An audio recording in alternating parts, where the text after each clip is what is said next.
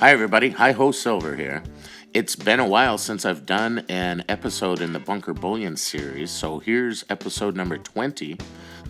I had intended to follow this bunker buster all the way through the process and include it in the Connoisseur series, but I found a little error on it, and after some investigation, had to make a choice whether to continue producing it or to remelt. I will give the mystery away. I did decide to keep it after considering remelting.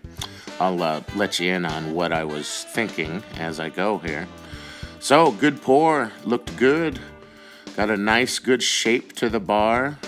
I'll kind of share some of the challenges in the finishing as we get going. But at this point, this thing's got a lot going for it. So we'll dry it off, weigh it, and give it a stamp or two. You can see I have broken some blocks here with the hard stamping I've been doing with my cast buttons lately. But I do believe I've got enough of a brick left I can get a good stamp or two on this. So I'm going to lay the cooling lines down, so I'll use my hard rubber stamping pad. That way it doesn't mess up the lines. On a piece of silver this thick, it's easy to get a nice, good, deep stamp. Very nice.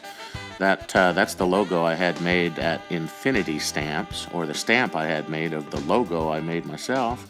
And there's the troy ounce 999 silver. So now it's going about the process of spelling out Bunker Buster. I need to maybe get a stamp that says that if I'm going to do more of these, because it's hard for me to get a nice, good, straight line, but that's not too bad. So the finishes are going to be the challenge, but first I noticed a little bit of a kind of a bubble right there, or a little bit of a kind of imperfection. So let's kind of trim it down really carefully with a small hammer. I don't want to do too much or it will be noticeable, but that's a little bit better. All right, well, let's get the weight on this thing. When I weighed it, it came out to a nice even 16 ounces. So there it is.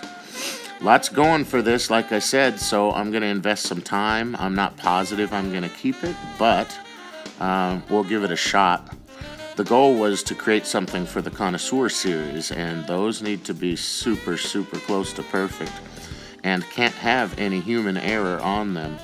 You can see a couple of finishing challenges here. I've got that graphite in the center. That's no big deal. That will come off, no problem. But the different oxygenation in the atmosphere from the cooling on the top part of the bar to the bottom 2/3 kind of creates a different texture. So that's going to take some extra work. Either way, I think the bar is worth investing some time one way or the other. So let's get to it.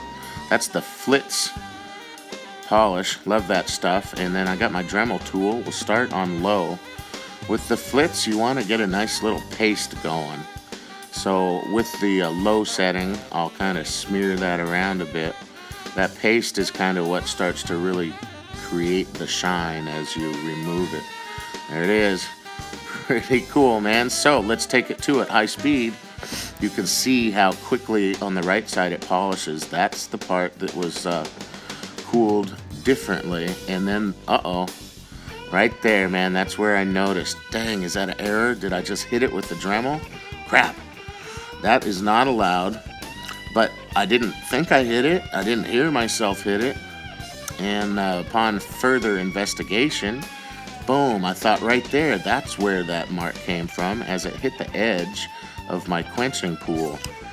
But as I kept looking closer, I noticed those marks were on the opposite side of the bar. So, stay of execution was granted. So instead of remelting it, I sat down and spent the next 4 or 5 hours working on the finish. 7 or 8 times through the process with the Dremel and the Flitz, and then another 7 or 8 times through the process with just my bare hands, rubbing it over and over. Came out pretty cool. I am going to list this today only at a discount. If you are interested, just check the link in the description.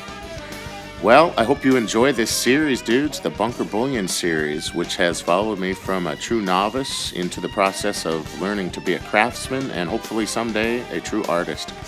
Take care, everybody. See you again.